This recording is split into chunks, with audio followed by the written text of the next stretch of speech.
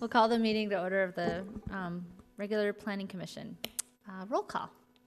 We've noted attendance. Perfect. And then approval of the minutes of the regular Planning Commission meeting of October 24th, 2016. So moved. Is there a second? Second. All in favor say aye. Aye. And then this is an opportunity for citizens to address the commission of items not on the agenda. Seeing no one, we'll move forward. There are no public hearings, but there is new business. So item number 1 is consider recommendation to hire SRF Consulting Group to help the city prepare for the 2018 Comprehensive Plan update. Thank you. So this is sort of a recap of the item that we discussed at the November 15th work session between the Planning Commission and the City Council. Tonight, we're formally recommending the hiring of SRF Consulting Group to help us update the city's comprehensive plan. For those at home, I'll just give a little bit of background on the comprehensive plan. The Metropolitan Land Planning Act requires every municipality within the 7-county metro area to prepare and submit a comprehensive plan. That plan has to be updated at least once every 10 years. At a minimum, it must include discussion of future land use, transportation, water resources, parks and trails, housing, and an implementation section. In 2008, after a multi-year process, the city adopted a new comprehensive plan. Since that time, we've amended the plan 10 times. That includes the corridor studies that we've done along 494, along Cedar Avenue corridor, which we just completed, and then a few pockets where we've come back and said the market doesn't support this, or we think a little change is necessary here. Like the zoning code, we do try to stay on top of the comp plan and not let it become a stale document, and so we have amended it 10 times in 10 years. For that reason, we think that this cycle, we can go with an update of the comprehensive plan. We're pretty comfortable with the bones of the plan, as opposed to an overhaul like we did 10 years ago.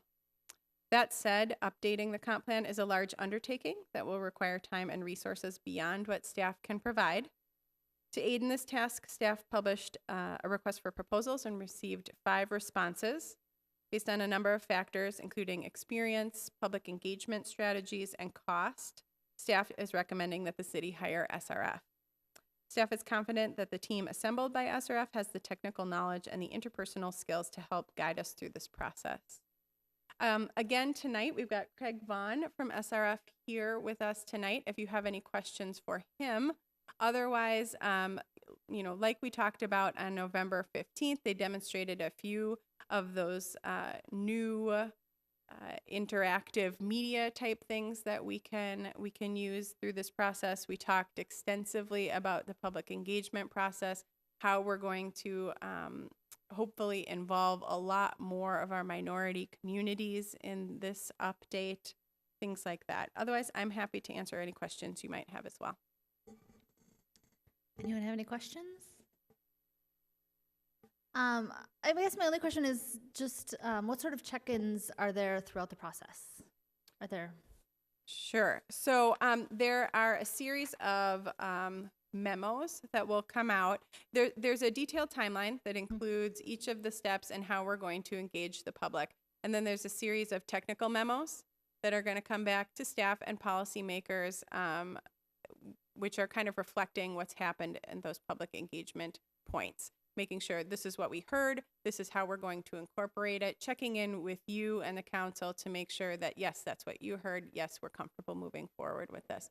I think there are a series of 6 technical memos throughout the process. We expect that this process will take about 1 year as opposed to the almost 2 years that the last process took.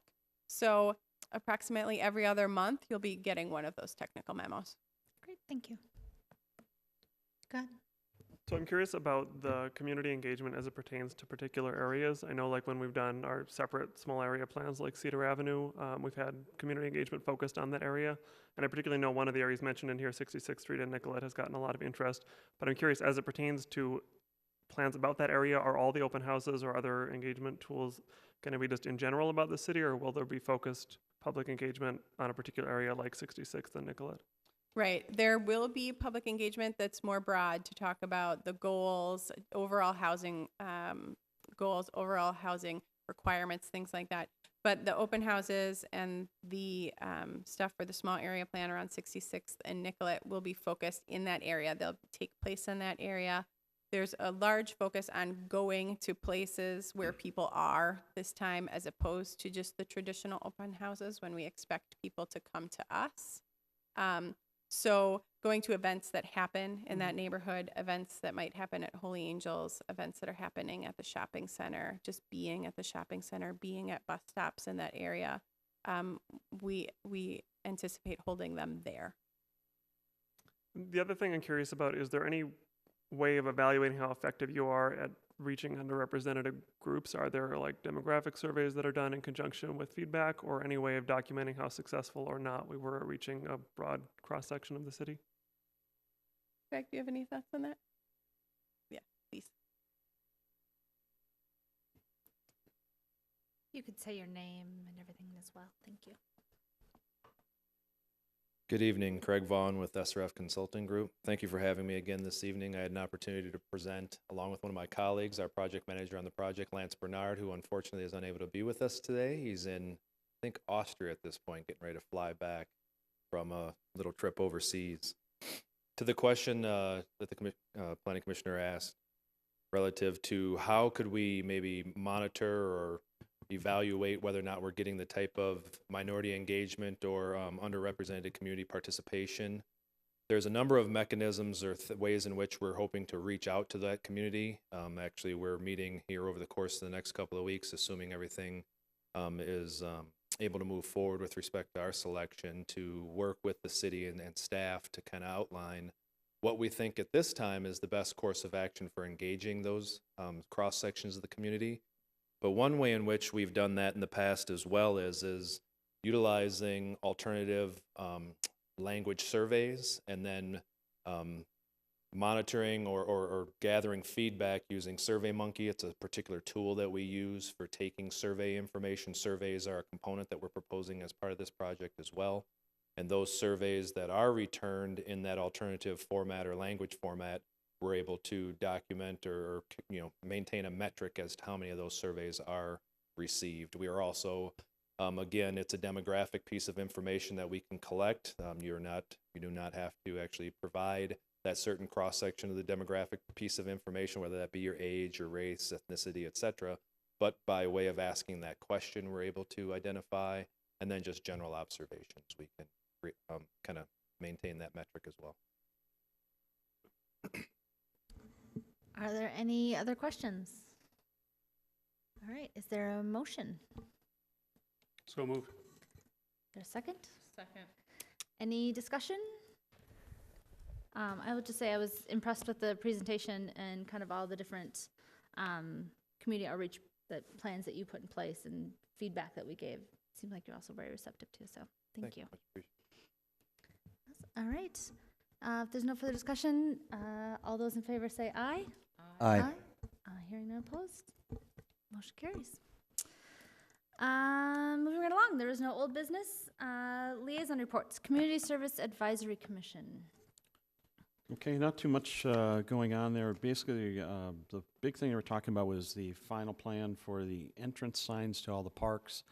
They plan, the signs are going to cost about $1,000 each for the parks, and as they go through any updates to the parks or the recreational equipment there, they'll probably put in a new sign. That would be the opportunity. They plan to put in like about 4 or 5 new signs per year, which identify the parks, kind of taking the theme of the Richfield signs that are at the entranceways to the city and pulling that forward. So they look really nice, and there's just some small details to work out as far as coloring and that kind of stuff.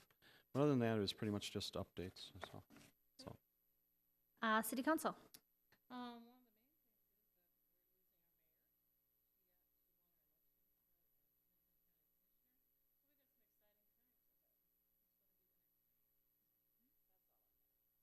Yes.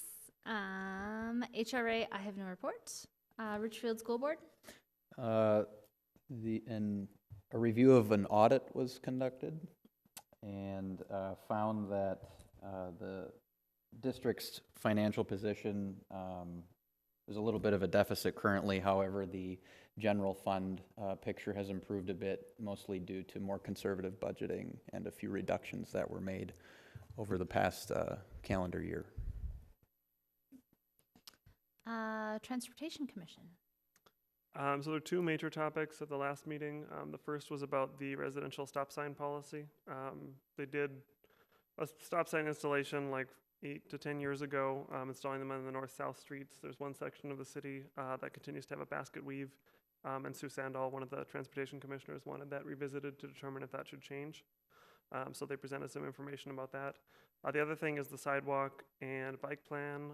Looking forward to the comp plan update.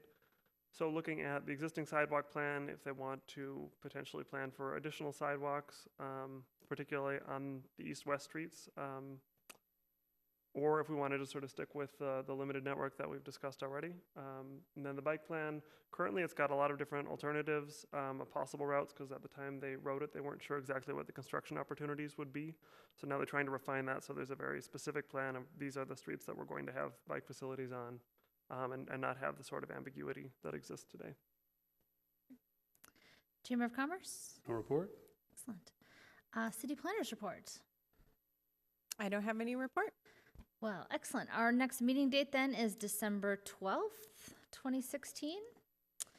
With nothing further, is there a motion to adjourn? So moved. Second? Second. All those in favor say aye. Aye. Motion carries. Have a good night.